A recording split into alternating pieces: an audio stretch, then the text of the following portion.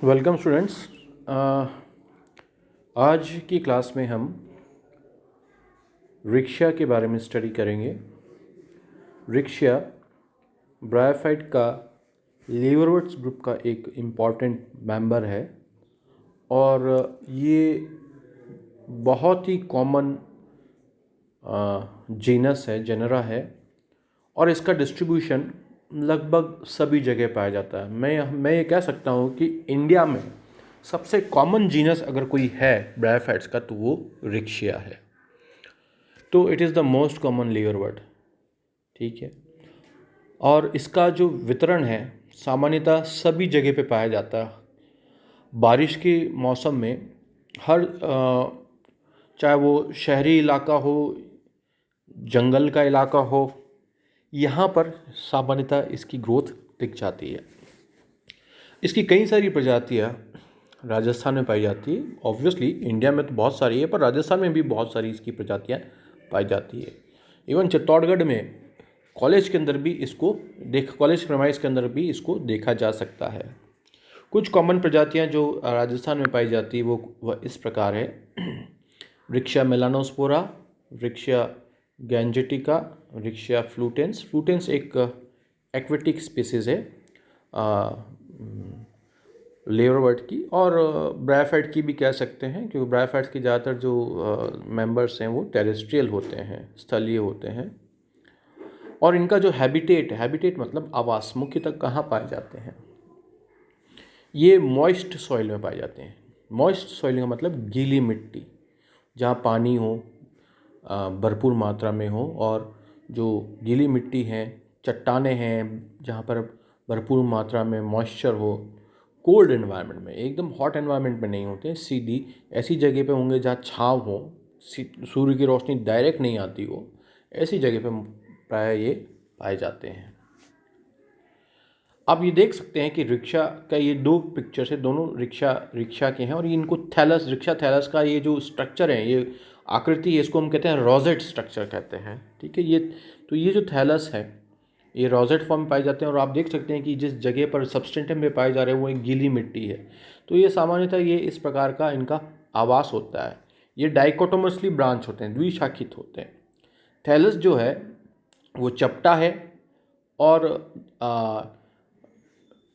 Horizontal होता है, erect नहीं होगा, और ज़मीन से राइजॉइड्स के माध्यम से जो इनकी निचली सतह है, एक तो ऊपरी सतह जो ये इस चित्र में जो आप देख रहे हैं वो ऊपरी सतह है जिसको डॉर्सल सरफेस कहेंगे, और जो इसकी निचली सतह है जिसको हम वेंट्रल सरफेस कहते हैं, तो वेंट्रल सरफेस पे राइजॉइड्स होते हैं, जिनको हम रूट्स जैसी जो रूट के कार्य होते हैं हायर प्लांट्स में, वैसा ही राइजॉइड्स का है। मेनली इनका काम एनकरेज करना, उसको सबस्ट्रेटम से बांध के रखने का होता है। ये नॉन वेस्कुलर प्लांट्स हैं। ये ट्रू रूट्स, राइजॉइड्स कभी भी ट्रू रूट्स नहीं कहलाते हैं।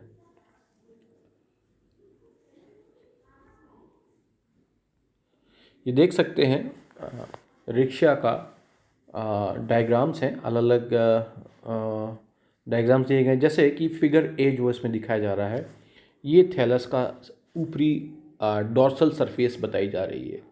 आप देख सकते हैं कि जो इसका ग्रोइंग रीजन है, जहाँ से ये द्विशाखित है, वह इसका ग्रोइंग रीजन होता है, और जो सबसे टिप वाला जो पोर्शन है उसको कहते हैं ग्रोइंग रीजन टिप। वहाँ पर कुछ विभुत्तक कोशिकाएं होंगी जो इसको लगातार विभाजन से इस थैलस की वृद्धि के लिए जिम्मेदार होती है।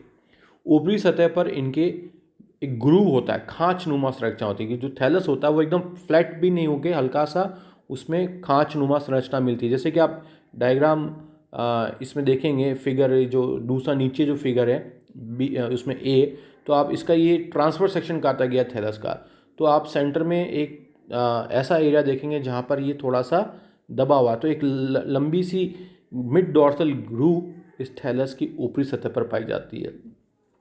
जो वेंट्रल सरफेस है, जो फिगर बी है, उसमें आप देख सकते हैं कि मिड डॉर्सल ग्रूव के जस्ट नीचे की ओर यहाँ पर राइजॉइड्स पाए जाते हैं। ये एक कोशिकीय होते हैं मुख्यतः, और स्मूथ वाल भी हो सकते हैं, तो ट्यूबरकुलेटेड भी हो सकते हैं, जो सी डायग्राम के अंदर देख सकते हैं राइजॉइड्स का। और वेंट्रल सरफेस पर इनके जो मार्जिन है, वो मार्जिन पर स्केल्स होती है। स्केल्स इनको थैलस को प्रोटेक्ट करती है फ्रॉम द सरफेस, कि जिससे डिग्रेड ना हो। जब आपने इसका आउटलाइन डायग्राम देखेंगे थैलस का जो ट्रांसफर सेक्शन है, तो उसमें आप देखेंगे कि ऊपर का जो रीजन है उसे फोटोसिंथेटिक रीजन कहा जाता है।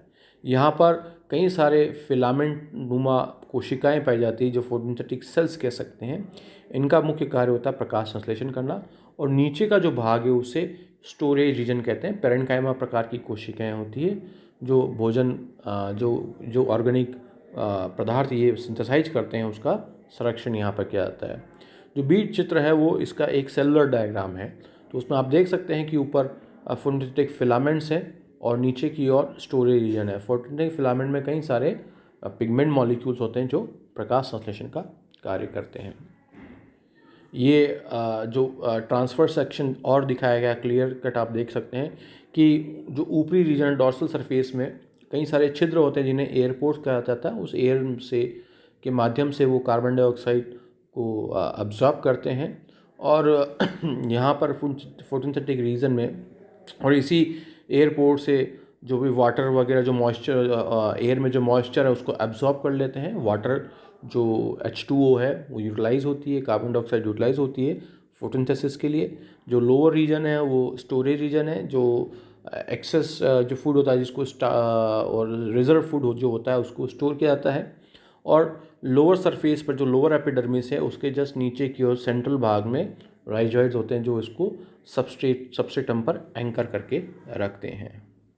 तो बहुत ही सरल इनका बॉडी ऑर्गेनाइजेशन है। सिंपली यह है कि दो बड़े रीजन्स हैं, एक तो फोटोसिंथेटिक रीजन और एक दूसरा स्टोरेज रीजन। और राइजोइड्स हैं जो यूनिसेलुलर होते हैं मोस्टली। रिप्रोडक्शन इनमें वेजिटेटिव भी पाया जाता है और सेक्सुअली पाया जाता है। जो वेजिटेटिव रिप्रोडक्शन है it is by progressive death and decay. Mature cells are present at the posterior end and are short lived. अगर आप थैलस को देखेंगे जो सबसे ज़्यादा मैच्योर कोशिकाएं हैं वो पोस्टीरियर भाग में पाई जाती है, जबकि एंटीरियर एंड जो अग्र भाग जो है जहाँ पे टिप होता है वहाँ पे सबसे यंग सेल होती है। तो new cells are regularly formed by the apical cell. Death and decay therefore naturally start from the posterior end. तो पोस्टीरियर एंड जो आप बी और सी जो डायग्राम देख रहे हैं तो उसमें पीछे वाला जो भाग है जिसमें लिखा गया है डिकेड पोर्शन, ये पोस्टीरियर एंड है। ये सबसे ओल्ड पार्ट होता है। जो अग्र भाग है वो आगे होता है। तो ये डिके होता रहता है।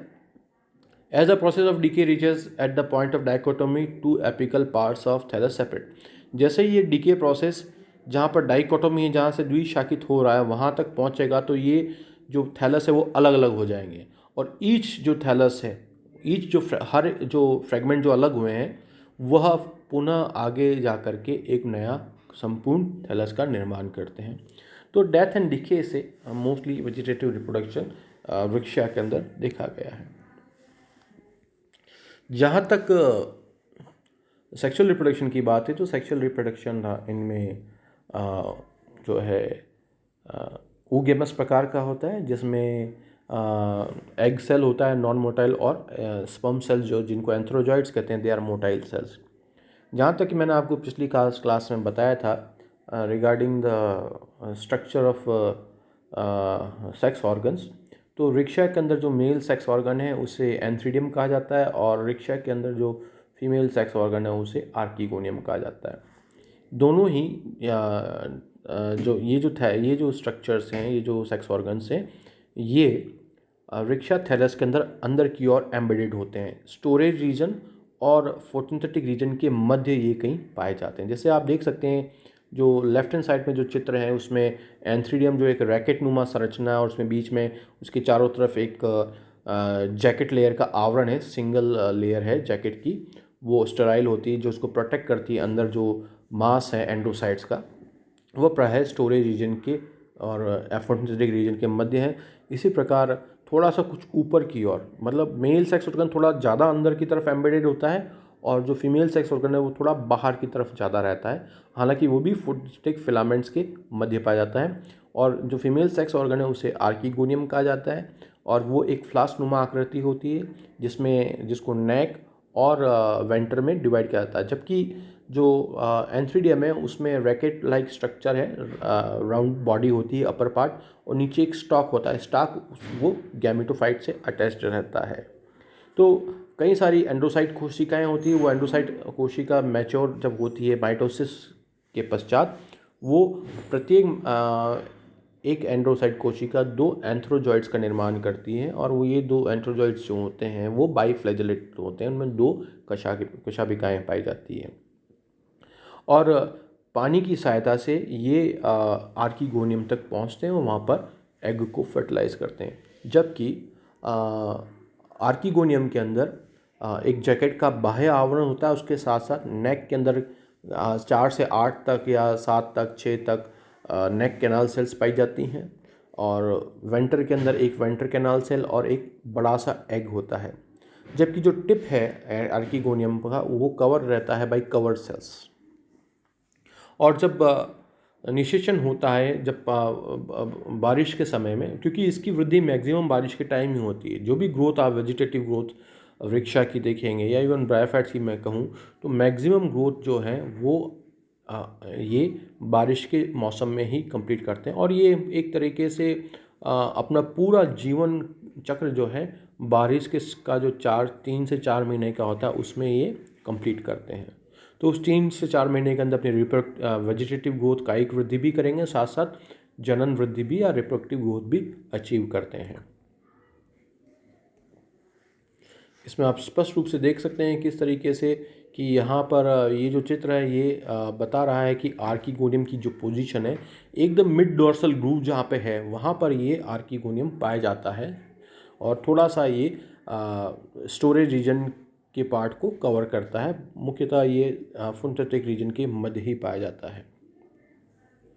इस चित्र में आप देख सकते हैं कि स्पोरोफाइट, तो जब स्पोरोफाइट का निर्माण निषेचन फर्टिलाइजेशन के पश्चात होता है। जब एंथेरोजॉइड्स एग सेल को फर्टिलाइज करते हैं तो वह एग सेल अब जाइगोट बन जाता है, और वो जाइगोट जो होता है वो द्विगुणित होता है, क्योंकि जो गैमेट्स हैं वो हैप्लॉइड होते हैं।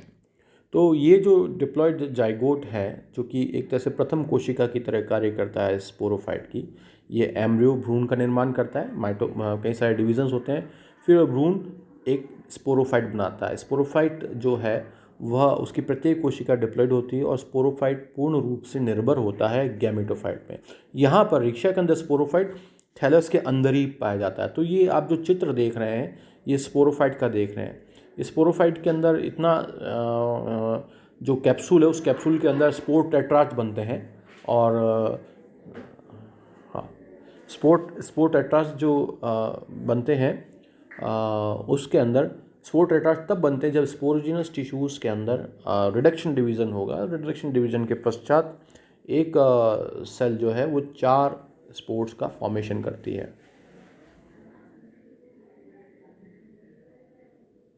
और जो स्पोर टेट्राज जो है ना वो फिर स्पोर डिस्पर्स, जब कैप्सूल जो है, कैप्सूल की वॉल जब डिसइंटीग्रेट होती है, जब रप्चर होती है, तो ये स्पोर्स जर्मिनेट करके एक नया गैमेटोफाइट बनाते हैं। तो यहाँ पर जो स्पोर्स टेट्राड जो हैं या स्पोरोफाइट टिश्यू जो है वो पूर्ण रूप से गैमेटोफाइट पर ही डिपेंड करते हैं, रहते हैं। आप देख सकते हैं इसमें कई सारे स्पोर टेट्राड्स के चित्र इसके अंदर देखे जा सकते हैं। ये एक स्लाइड दी गई, इसमें बाहर की ओर, तो ये जो चित्र है इसके अंदर बाहर की ओर तो गैमेटोफाइट, और अंदर आप देख सकते हैं डार्क ग्रीन कलर के अंदर जो छोटे छोटे स्पोर्स हैं टेट्राड के फॉर्म में, ये स्पोरोफाइट में डेवलप है। और ये क्या एक्चुअली स्पोरोफाइट है। ये आप इसका लाइफ साइकिल देख सकते हैं कि रिक्शा वेजिटेटिव रिप्रोडक्शन करता है। गैमेटोफाइट जो होता है वो मुख्य अवस्था होती है और वो हैप्लॉइड अवस्था होती है।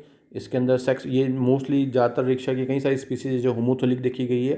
जो सेक्स ऑर्गन एंथ्रीडियम और आर्कीगोनियम होते हैं। एंथ्रीडियम एंट्रोजॉइड बनाएगा, आर्कीगोनियम एग सेल बनाता है माइटोसिस से, फिर फर्टिलाइजेशन से जाइगोट बनता है। अब जाइगोट एक्चुअली स्पोरोफिटिक जनरेशन में एंटर कर गया है, जबकि पहले क्या था वो गैमेटोफिटिक जनरेशन। जाइगोट फिर एम्ब्रियो, एम्ब्रियो से स्पोरोफाइट बना 2n।